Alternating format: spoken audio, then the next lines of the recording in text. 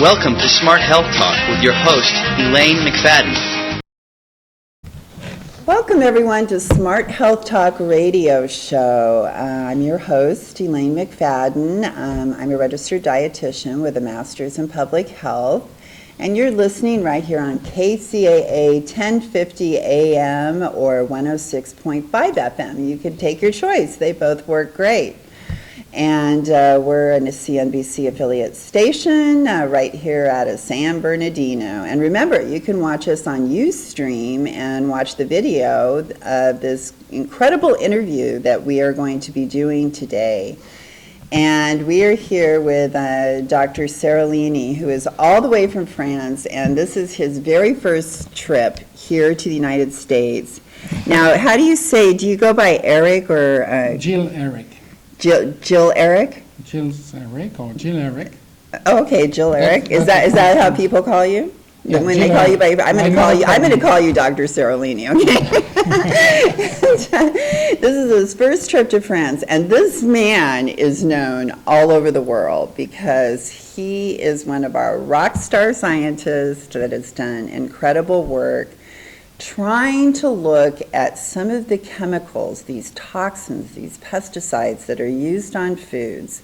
They're declared to be safe, but I think Dr. Séralini didn't quite trust that safe label that they try to put on pesticides. They try to say there's a safe amount that we can have and it's okay. But personally, I never bought it, and I'm really anxious to hear everything that Dr. Séralini has to say, because not only has this man went out there and used his knowledge as a scientist and his time spending as long as 2 years of his life to go underground and research glyphosate, which is used in Roundup. That's the #1 most used pesticide in the world. But he went underground for 2 years to research glyphosate because no one else is allowed to research it because Monsanto doesn't want anyone to research it except their scientists.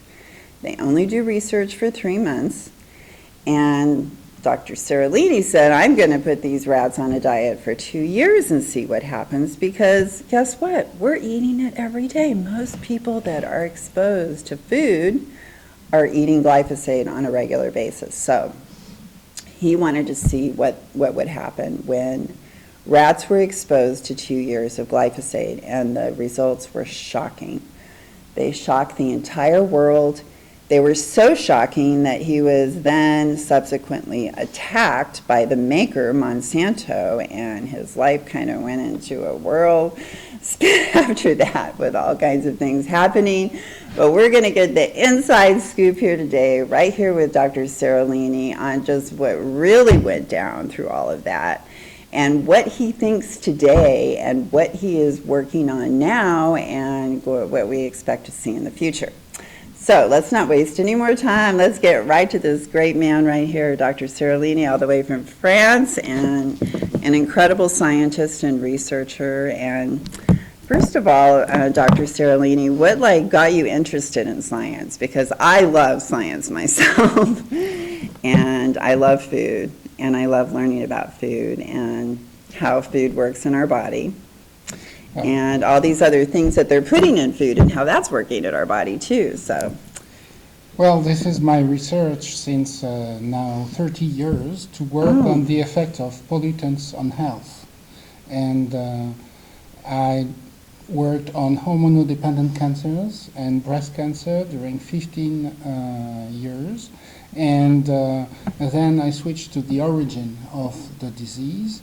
And there are so many pollutants hidden in breast or in prostate or in the brain or in the testes that we discovered that they, in fact, interfere with sexual hormones, and we wanted to know what was going on. So I had the opportunity to come several times, in fact, in the States, but you were right, it's the first time after my 2012 study on Roundup, because we discovered during 10 years that, in fact, glyphosate was not really the matter in Roundup, that there were hidden poisons in addition to glyphosate in the Roundup, and those are the famous co-formulants, detergents, corrosive detergents out of petroleum distillates burned that are 1,000 times more toxic than glyphosate alone. So glyphosate is just a marker, but for us it's not the active toxic ingredient in Roundup. There are other petroleum distillates called polyethoxylated products, and they are in fact in all pesticides. So you're right, these pesticides are, because of that, 1,000 times more toxic than expected, than the regulation says. For instance, if there is only 0.1 ppb, part per billion, in the water, for instance, it's microgram per liter, then in fact it's 1,000 times more toxic than the regulation than EPA says, because they didn't take into account the hidden poison present in the pesticide. That's what we discovered. So, 2 years long study, which is still the only one made with 100,000 parameters on mammals before looking at all the toxicology, was done on 2 products, in fact. Roundup at 3 doses, but the lowest was 0.1 ppb, the level which is supposed to be secure for Americans and for the rest of the world. And we studied also GMOs, you know, the famous Roundup Ready corn containing high levels of Roundup, and this is why this plant was genetically modified to be able to be a sponge for Roundup. So we studied first the Roundup alone in water with regular food controlled for pesticides and with no GMOs, and then the GMOs treated with Roundup. They had 400 times more glyphosate residues, which is the marker of Roundup, inside, and we discovered for both cases that this was giving high tumors, a high number of mammary tumors, and also kidney diseases and liver diseases. And that is why the industry was upset and said that it was not scientific, etc. But one must know that they do only a little in order to authorize that, not so pushed experiments. And they said, for instance, these are the wrong rats, but they use the same for the authorization. They say this is not the good statistics because you don't have enough rats, because these rats naturally have tumors. Yeah, I heard someone say that. And we discovered, in fact, that the food that they use, the feed that they use for the rats was highly contaminated with PCBs, dioxins, pesticides, GMOs, heavy metals. And so much, we published that last summer, so much that, in fact, that could explain the supposedly normal high level of mammary tumors. Do you imagine that they say that 70% of mammary tumors, so that means 70 rats on 100 developing this tumor, this is normal for them after 2 years during the lifespan of the rat. And they say that it is normal if these rats have 90% pituitary tumors.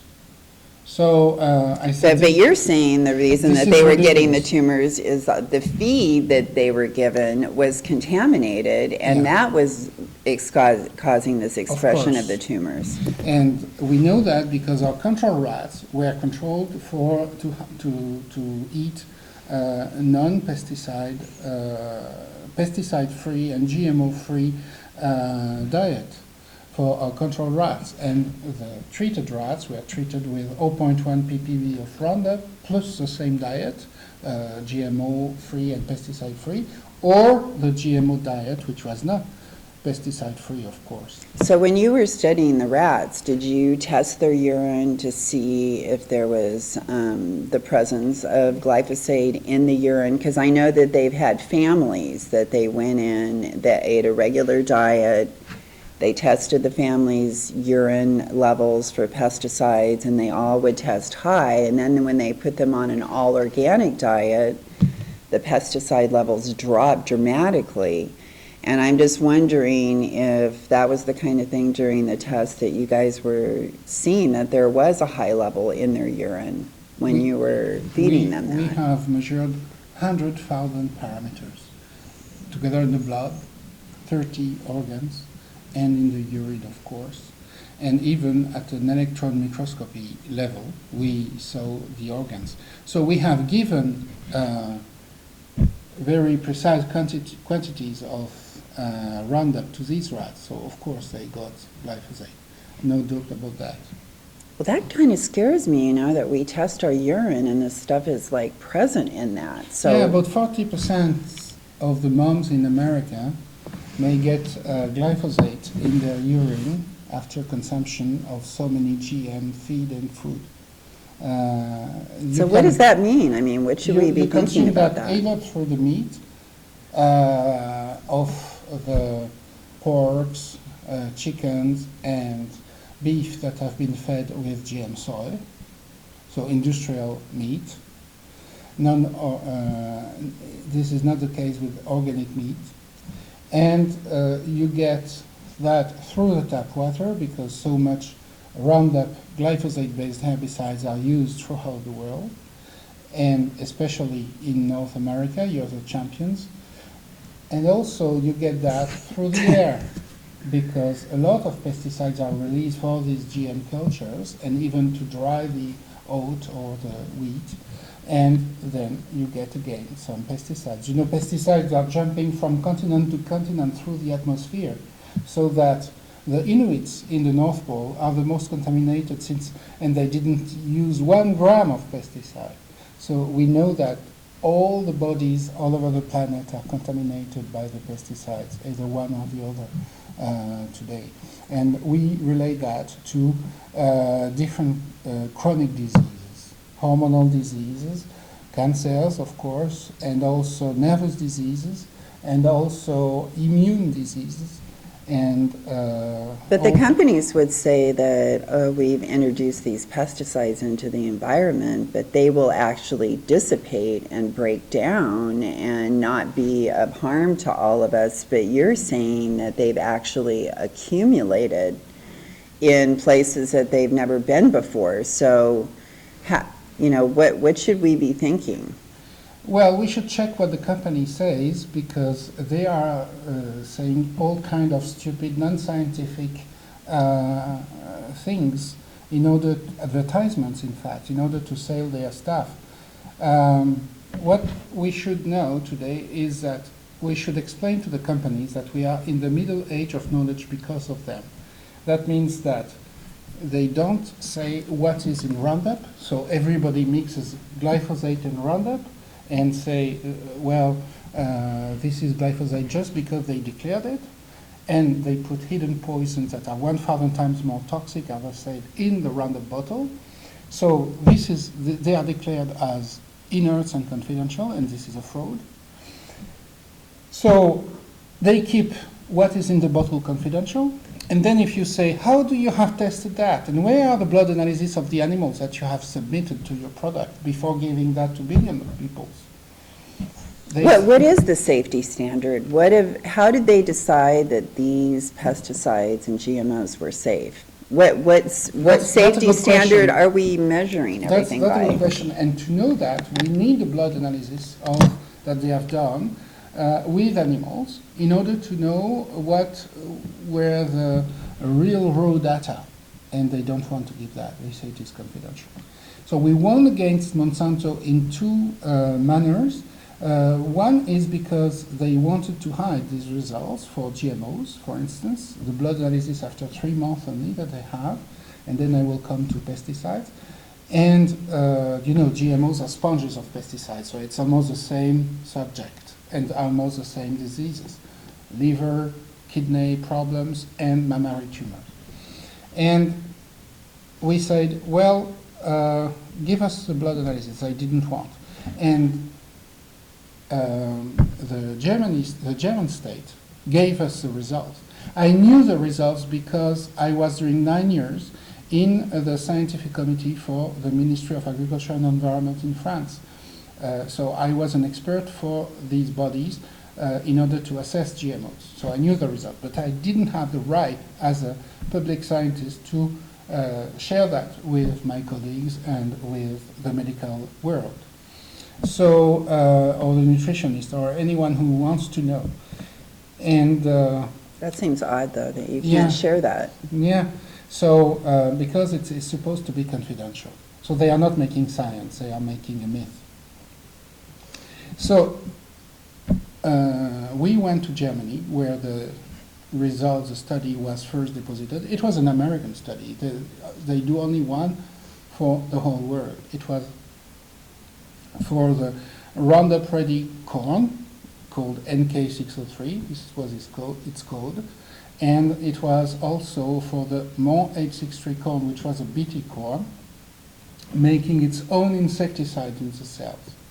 And we said, can we have the blood analysis of the rat and know the protocol, because this protocol was used for the authorization of these products. And they So said this no. is a big deal, because this is like saying, you know, this one study is saying that it's allowed for everyone in the world. Yeah, and they do it. It's not someone else who does it. Well, they hire a private company called Covance, and but Covance does it in a blind manner. So they are the only ones to have the result. And when I say they, it's not everybody in the Monsanto company. You know, most of the people do not know, and even sometimes the chiefs, the administrators, they do not share this. They have that for, it's a secret, even in their company. It's a secret of trademark, or I don't know. Well, what kind of science, what is your opinion of that kind of science? It's not science, it's garbage. It's criminal. And so we went to Germany, and because there was an anti-Nazi law, because you know these products can kill more than during the Second World War, we have calculated that.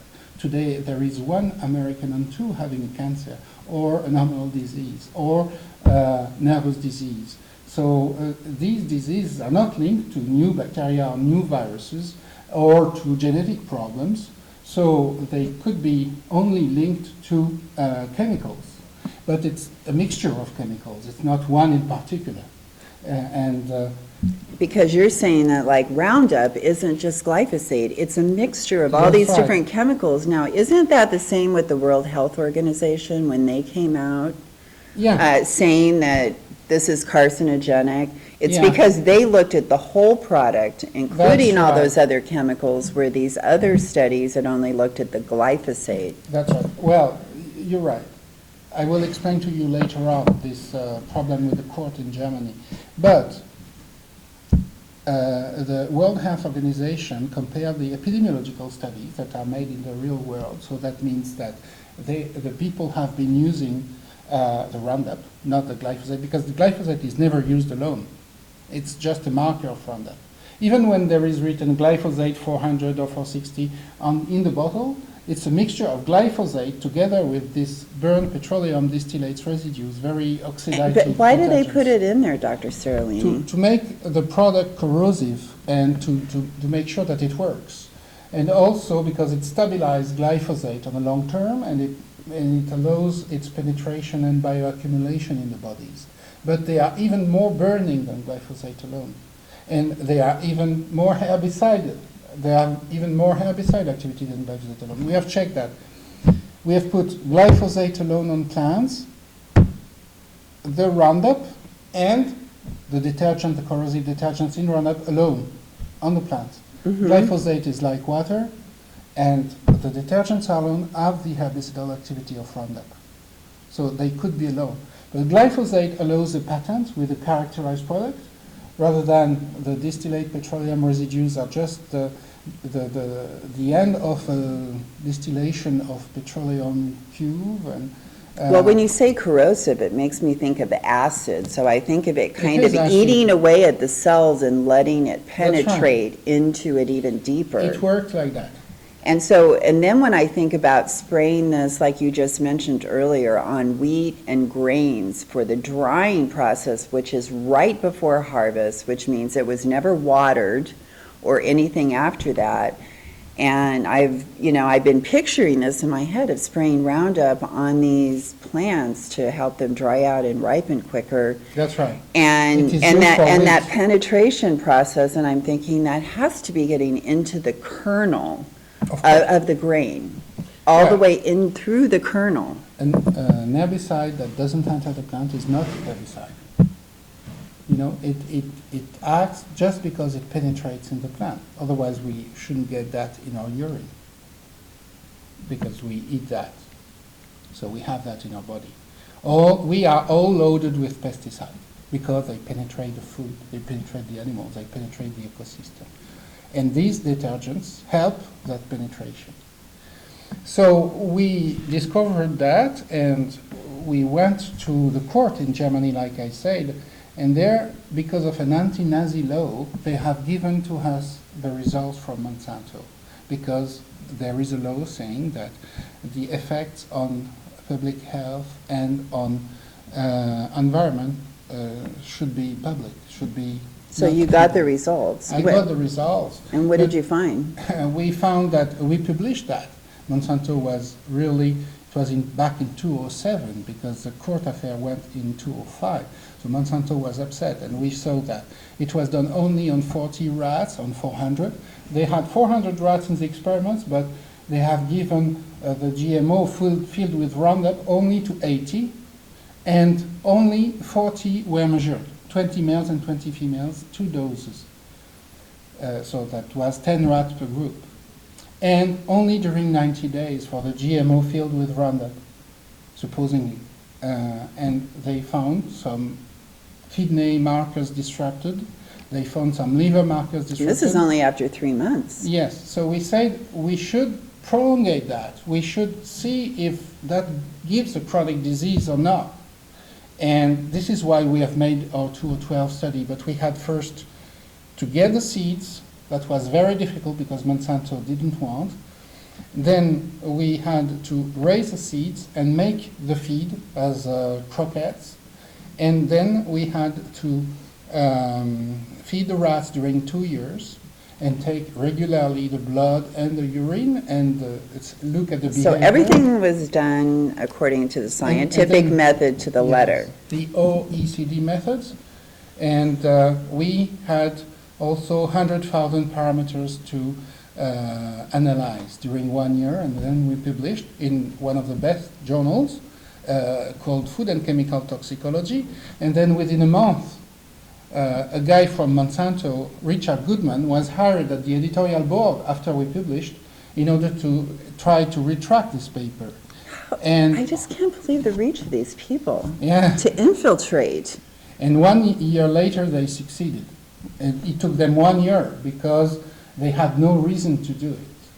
And then they said, Wallace Hayes, the previous editor-in-chief, said, well, but there is no fraud because they reanalyzed 100,000 parameters. They say that they had lost because the previous editor who accepted our paper was fired out. Was what? Was fired out. Oh, fired. He left. He had to leave when Monsanto came. So then they said, we don't have your data, so please give the data again. And you know what was the first question of this Monsanto editorial board, like I call it? First question was, what are the GPS coordinates of the field where you have raised this corn? So I said, that has nothing scientific to do, but you don't have to know that. And then we have given the 100,000 parameters that we had measured in the rats. And they said there is no fraud after 1 year. So they looked at everything they could. They said there is no fraud, no misinterpretation, intentional misinterpretation, but you cannot conclude on cancer. So I took my phone, I said, poor guy, you didn't even read the paper because we didn't put the word cancer in the paper. The mammary tumors didn't even have time to be all cancers because they were hemorrhagic, bleeding inside the bodies and pushing on vital organs. So the female were dying from these mammary tumors, even they were cancer or not. And this is not just you, Dr. Séralini, doing this study. I mean, this is a team of people. Yeah, of course. You have a team of experts here, everyone top in their field. And we have And been- everyone's collaborating and Yeah. backing each other up on all of the data that you're And we have collecting. the group who has published the most on this topic, and it is the only test ever made on an industrial product at this level, 100,000 parameters during 2 years.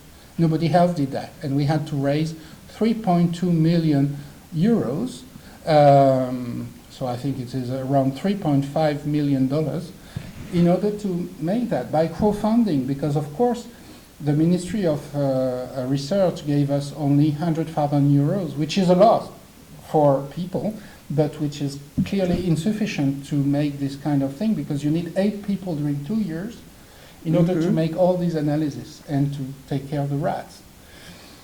So it cost a lot, all the analyses. They are not refunded by the social insurances. But you, in the end, even after Monsanto infiltrated the editorial board at the magazine that published your paper originally. So 5 other editors proposed us to republish. That's what we did in open source, giving all our raw data to the public and to the scientists. Monsanto never did that with their own experiment. Because it was done only on glyphosate alone and not on Roundup, which is a fraud. And it was done for the GMOs only during 3 months and not 2 years like we did. They didn't want people to see that. And they didn't want people to see that they use the same rats, but contaminated by the food. We didn't have. We made our own food and we didn't contaminate the controls. So we published elsewhere. And then last year... Which is like none of the other studies could even say never, anything close to that. It never happened. It never happens. And it is unique in the history of science. You know that one of the first who defamed us was Henry Miller in the magazine Forbes a few days after our publication, saying it was almost a fraud. But this guy, nobody said that he's a lobbyist accepting the tobacco as non-carcinogen and being... an expert for Philip Morris to say that it was not a carcinogen in court. He was a guy saying that we made a fraud. Nobody said that. And this is the same guy that says that smoking is not harmful to your health. Okay?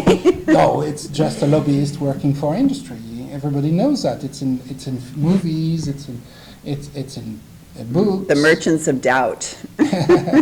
And so. Now, last year, finally, the guy from Monsanto had to leave from the editorial board of Food and Chemical Toxicology, and the previous editor-in-chief who retracted us was put in a box. And now a new editor came. He was the editor that had accepted our paper previously from Europe, because before there were editors in each continent for this journal. And he's called Jose Domingo, and he had proposed before to make a big review of all the studies that are made on Roundup in the world below a threshold, below a regulatory threshold. And that's what we did and published that last summer in 2015, and this helped the WHO to establish its conclusion, glyphosate as a probable carcinogen.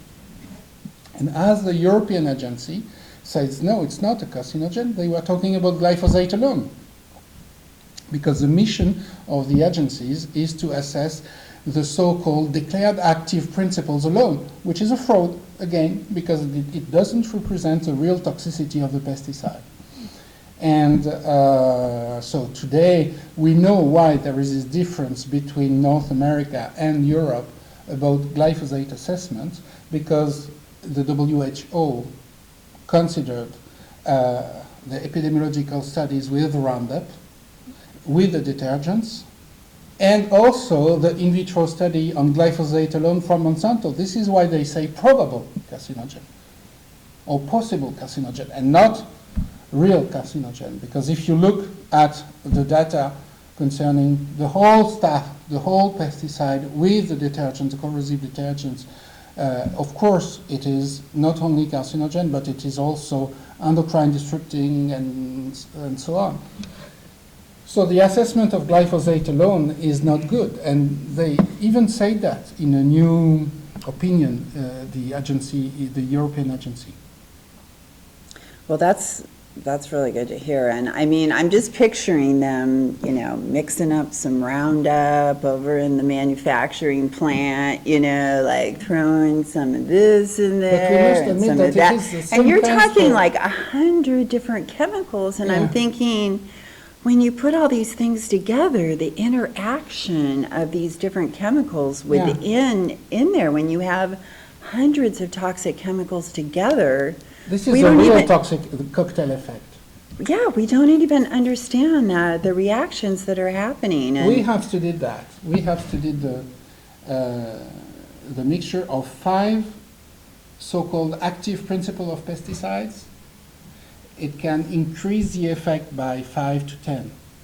If we add the detergents with which the so-called active principle are sold, it increased by 1,000 times the effect. So really? This is yes. 1,000 times? In some instances, after 3 days on human cells, 100,000 times. So you know 1,000 is an average, a minimal average.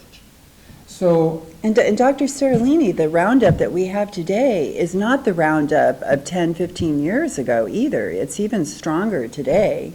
Yes, because they say that they diminish the so-called active principle, but in fact they don't say that they increase corrosive detergents in the bottle.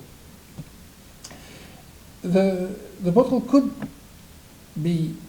have no glyphosate and it will still work. It will still work because of so the glyphosate isn't the active ingredient necessarily. But that allows 2 things, 2 interesting things for the company.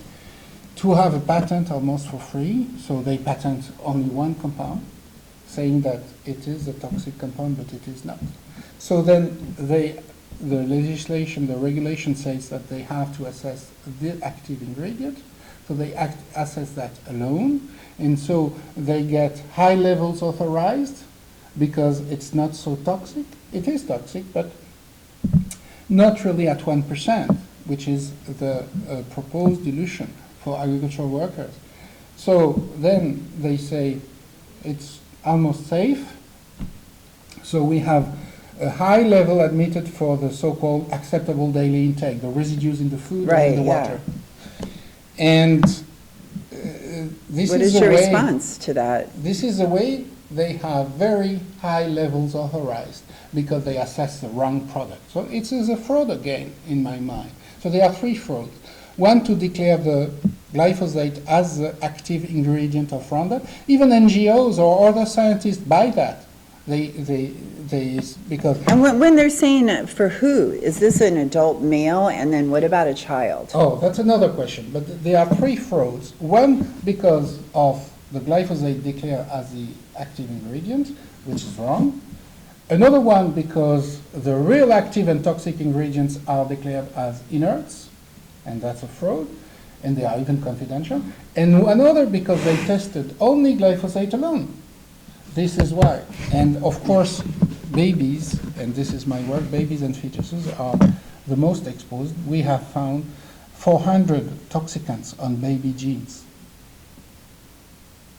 Wow. It's a lot. And so the moms just thinks that she's eating a healthy diet for her baby when actually she's just exposed her baby to 400 different toxins. I would love that all the moms think that way, that they need to eat a healthy food, but yeah, and we're talking about healthy food, and I have your book right here, which, you know, being a dietitian, I shared with you that I am so passionate about this subject, and to be more understandable, I published that with a cook. You know, it's a great cook in France, and he made culinary pleasures. Yeah. Or hidden poisons. Now, see, and I told you, this is what inspired me to be a dietitian, because when I learned about the poisons in food, the idea of trying to heal with food when we had these poisons in the food, it just didn't make any sense to me. I'm like, how can I make people well when I'm feeding them poison at the same time? That's right. And Begin so I can't recommend anything but organic food. That's from right. myself. Is that what you eat? Is that the kind of diet that you eat? Of course, because I don't want to eat some chemicals that are made out of petroleum. So this is the book, and you said that this book is it was just published in Europe or Australia? It was published in France and in French, and it got a prize, and then it was published in Australia, New Zealand in English, and in India, but it was not published yet in the States. Okay, well, I hope to find a publisher sometime. Yeah, I want. we need this here. So tell us, kind of in a nutshell, what was the main message from the book? Well, it's a unique experience of a scientist who was in the regulatory bodies, who was seeing all the frauds, and who is himself a researcher, talking with a chef, a great chef, organic and non-GMO, experiencing the taste of food, and experiencing the fact that the pesticides can smell in the food if you are a nose, if you are a nez, like the French say. And we are also talking about the real aromas, detoxifying aromas of the food.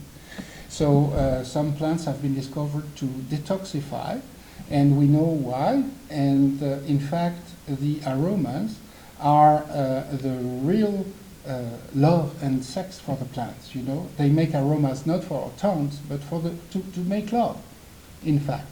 And when they fossilize, they become petroleum, because the plants give the petroleum after 200 million years.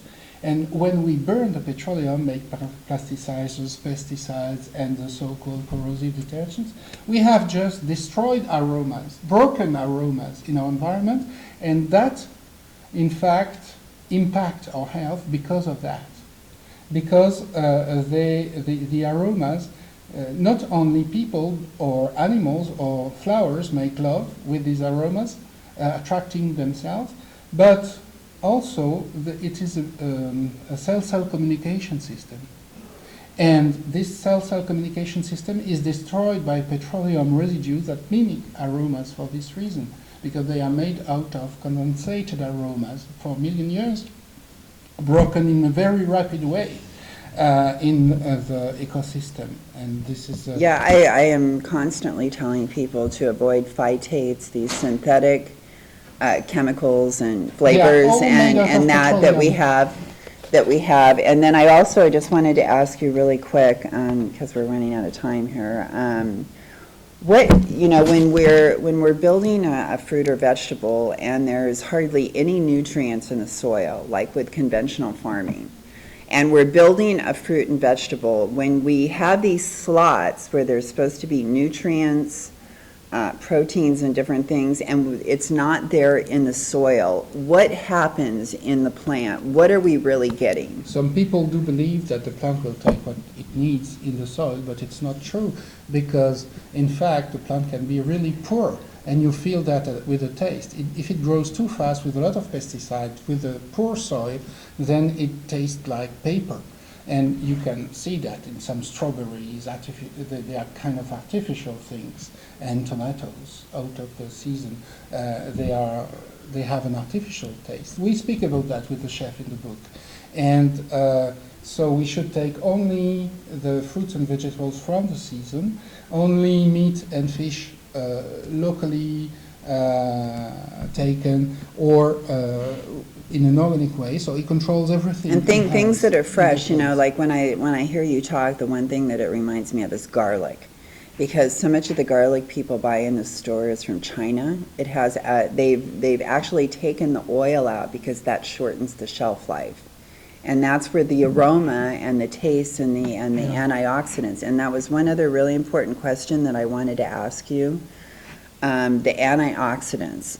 Because what we're doing, antioxidants are formed when a plant is stressed, and that is made as like a defense mechanism. When we're using all of these pesticides and genetically modifying plants, what is happening to the antioxidants? What are the disease-fighting chemicals in our food? So you see, you nicely pointed out So you see, you nicely pointed out that they should be antioxidants in the plants, and in fact, the petroleum residues with the pesticides are oxidative compounds. So this is why they destroy the real capacity of the plants to cure ourselves and to give good aromas. So, of course, these antioxidants come from the natural growth and the slow growth of the food. So we shouldn't make them as factories, the vegetables. We should treat them as living beings. And so what is your recommendation for people if they want to stay healthy and live a long life without? There are two kinds of recommendations that we give. We can have a new era if we request transparency from the industry at a social level, and that costs $0, you know. We should say to the companies, now, if you want us to buy your product, show us the blood analysis of the animals that you have tested before having your authorization. If you don't want to do that, then we don't want your product. This is at a social level.